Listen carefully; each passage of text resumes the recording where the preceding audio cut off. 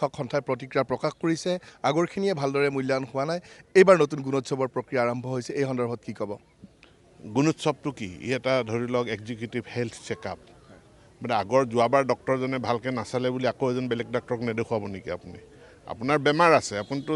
তাৰ বেমাৰ কিহৰ কাৰণে হৈছে সেইটোতো আপুনি পৰীক্ষা নিৰীক্ষা কৰিবই লাগিব গতিকে গুণোৎসৱ হৈছে এটা ইভালুৱেশ্যন আমাৰ শিক্ষা ব্যৱস্থাটো কেনেধৰণে চলিছে ইয়াৰ লাৰ্ণিং যে ছাত্ৰ ছাত্ৰীসকলে কিমান শিকিব পাৰিছে তাৰ যিটো লাৰ্ণিং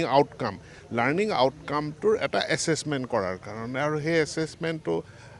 পুনৰ কৰিবৰ কাৰণে আমি সম্পূৰ্ণৰূপে প্ৰস্তুত হৈছোঁ দুটা প্ৰশ্ন আছে বহুবাৰ আপুনি মন্তব্য প্ৰদান কৰিছে ঠিকাভিত্তিক যিসকল শিক্ষক নিয়মীয়াকৰণ নোহোৱাৰ পৰিৱৰ্তে তেওঁলোকে প্ৰতিবাদো সাব্যস্ত কৰিছে ছ'চিয়েল মিডিয়াতো আন্দোলন সৃষ্টি কৰিছে আপুনি আজিৰ প্ৰেক্ষাপটত কি ক'ব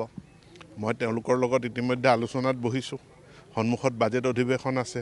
অধিৱেশনত চৰকাৰখনে কি কয় বাজেটত কি কথা আহে শিক্ষা সম্পৰ্কে নতুন কি নীতিৰ কথা আহে এইখিনি অপেক্ষা কৰি শুনিবলৈ মই তেওঁলোকক ধৈৰ্য ধৰিবলৈ অনুৰোধ জনাইছোঁ শেষ প্ৰশ্ন সেৱাৰ পৰীক্ষা সন্দৰ্ভত বিতৰ্কৰ সৃষ্টি হৈছে ইতিমধ্যে সম্পন্ন হ'ল হয়তো বিষয়টো পুৰণি প্ৰশ্ন কাকতেৰেই নতুন পৰীক্ষা কৰা হ'ব এই সন্দৰ্ভত আপোনাৰ আজি মন্তব্য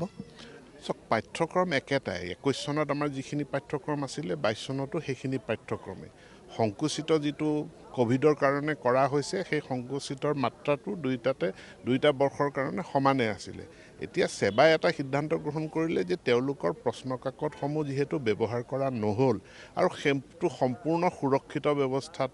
আছে গতিকে সেই প্ৰশ্নকাকতখিনি তেওঁলোকে ব্যৱহাৰ কৰিব আৰু মই ভাবোঁ যে ইয়াত কোনো বিসংগতি নাই বা ইয়াত কোনো গণ্ডগোল নাই ছাত্ৰ ছাত্ৰীসকলে ইয়াৰ দ্বাৰা তেওঁলোকে নপঢ়া পাঠ্যক্ৰমৰ প্ৰশ্ন আহিব সেই ধৰণৰ আশংকাত ভোগাৰ কোনো প্ৰয়োজন নাই সেৱাই স্পষ্ট কৰি দিছে যে যিটো 40% সংকুচিত পাঠ্যক্ৰম দিয়া হৈছিলে সেই সংকুচিত পাঠ্যক্ৰমৰ ভিতৰতে প্ৰশ্নসমূহ থাকিব